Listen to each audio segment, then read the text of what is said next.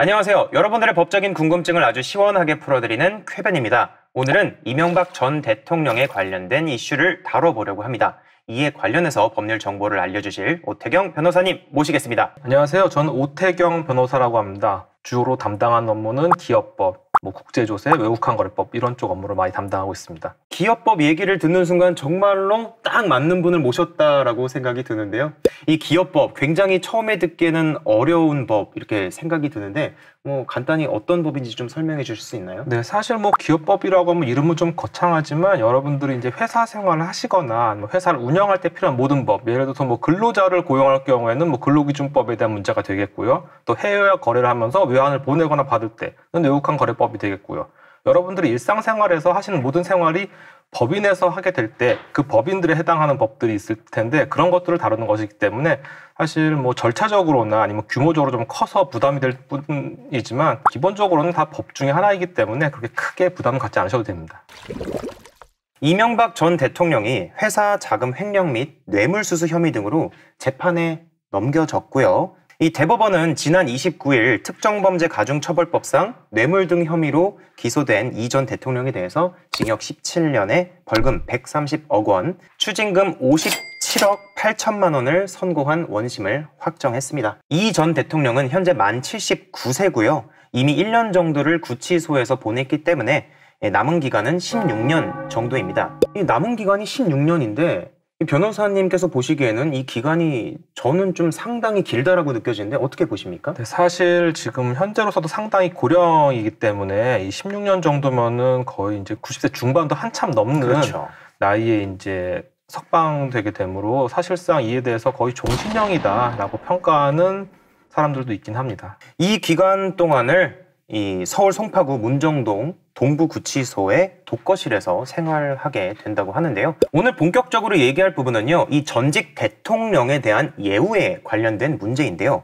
이 전직 대통령에 대한 예우는 어떤 것들이 있습니까? 네, 일단 가장 먼저 전직 대통령에게는 연금이 지급되고요. 그 규모는 지급 당시에 대통령의 보수 연액의 95%가 됩니다.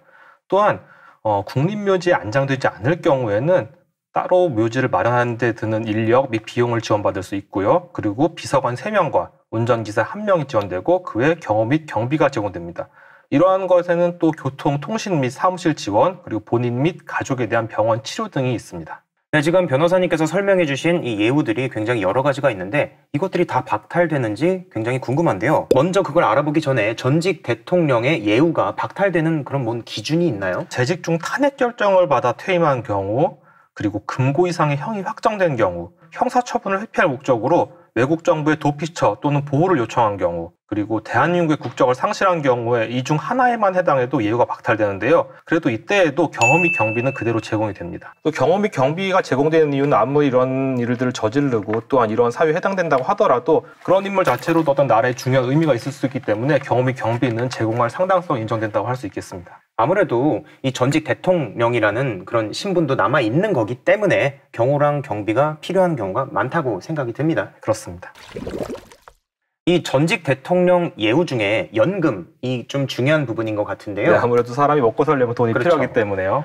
혹시 그러면 이전에 받은 연금은 어떻게 되는 거죠? 네, 이런 예우 박탈은 그런 이제 사안이 생겼을 때 향후에 이제 발생되는 것이지 소급표가 존재하지 않습니다. 그렇기 때문에 이런 박탈 사유가 발생한다고 해도 기존에 받았던 연금을 다 환수하거나 그런 경우는 없습니다. 그렇다면 호칭 문제도 한번 궁금한데요. 이전 대통령에 대한 올바른 호칭은 뭐죠? 이 법적으로 좀 정해진 게 있나요? 이제 언론이나 이런 데서 관행적으로 사용하던 것들 때문에 굳어져서 그걸 사용해야 된다 이런 인식이 있을 수는 있지만 전혀 법률에는 그런 조항이 없기 때문에 전 대통령이라는 호칭을 해도 되고 뭐뭐 씨라고 불러도 전혀 문제는 없습니다. 다만 이제 감정이나 기분의 문제일 따름이죠. 네, 그러니까 변호사님 말씀은 이 법적으로는 어떻게 불러야 된다. 이 호칭에 대한 건 정해진 건 없다. 네, 맞습니다. 하지만 이 정치적인 문제는 좀 남아 있는 것 같습니다. 네, 게다가 또 네. 이제 그런 전직 대통령에 대한 호감, 개인적인 네. 호감이라든지 아니면 이제 그런 뜻을 따른 사람들에게는 호칭이 좀 민감한 문제일 수도 있겠죠.